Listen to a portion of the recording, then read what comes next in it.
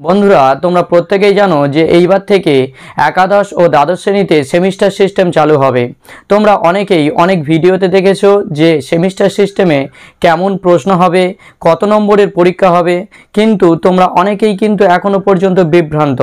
তাই আগামীকালে West Bengal board থেকে যে বিজ্ঞপ্তি দিয়েছে সেই বিজ্ঞপ্তিতে কি বলতে চেয়েছে তোমরা একটু দেখে নাও এবং তোমাদের যত ডাউট রয়েছে সমস্ত ডাউট কিন্তু ক্লিন হয়ে যাবে আজ এই ভিডিওতে। তো বন্ধুরা তোমরা দেখা পাচ্ছ যে এখানে রয়েছে 16/4/2024। এই 16/4/2024-এ এই বিজ্ঞপ্তিটি প্রকাশিত হয়েছিল। এই বিজ্ঞপ্তিতে কি বলতে চেয়েছে তোমরা একটু দেখে নাও। পাশে রয়েছে মেমো নাম্বার রয়েছে। তো এই বিজ্ঞপ্তিতে যা বলতে চেয়েছে সেটি আমি সহজ বাংলা ভাষায় বলে দিচ্ছি, তোমরা একটু দেখে নাও। এখানে তোমাদের বলতে চেয়েছে যে ব্যবহার ভিত্তিক যে প্রশ্ন হবে সেই প্রশ্নগুলো হবে 35 নম্বরের এবং প্রকল্প ভিত্তিক যে প্রশ্নগুলি হবে সেই প্রশ্নগুলি হবে 40 নম্বরের এবং সঙ্গীত এবং ভিজুয়াল আর্টসের জন্য থাকবে কত নম্বর? 20 নম্বর।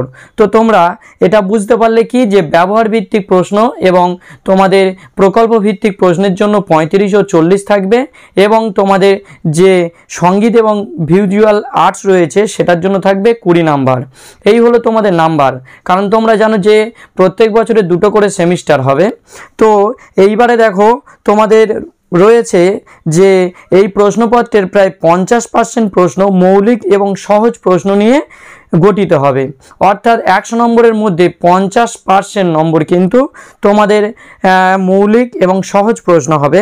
প্রায় 30% প্রশ্ন একটু জটিল প্রকৃতির হবে, অর্থাৎ একটু কঠিন করে দেবে তোমাদের যে 30% প্রশ্ন থাকবে এবং বাকি 20% হবে অর্জনকারীদের জন্য। অর্থাৎ কি বলছে, এই প্রশ্নগুলি তুলনামূলকভাবে একটু বেশি কঠিন হবে।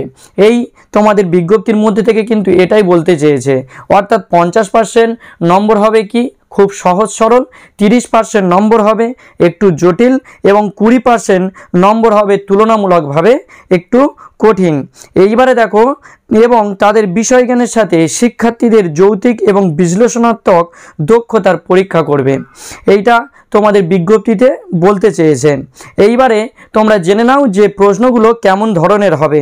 তোমাদের প্রশ্ন হবে শূন্যস্থান পূরণ ভিত্তিক প্রশ্ন হবে, আবার কলাম ম্যাচিং হবে, দাবি যুক্তি টাইপের প্রশ্ন হবে, ডায়াগ্রাম ভিত্তিক প্রশ্ন হবে, নির্ধারিত ক্রমানুসারে বাক্য পুনর্বিন্যাস এই ধরনের প্রশ্ন হবে, সত্য এবং মিথ্যা টাইপের প্রশ্ন হবে, কেস ভিত্তিক প্রশ্ন হবে। তো এই সকল ধরনের প্রশ্ন তোমাদের হবে এবং এখানে কি বলতে চেয়েছে, পরীক্ষার প্রশ্নপত্রের প্রশ্নের ধরনের জন্য কোনো নির্দিষ্ট শতাংশ বিচ্ছেদ নির্দিষ্ট করছে না, মানে এখনো পর্যন্ত কিন্তু কোন পার্ট থেকে কত নম্বর আসবে সেটা কিন্তু নির্দিষ্ট করছে না।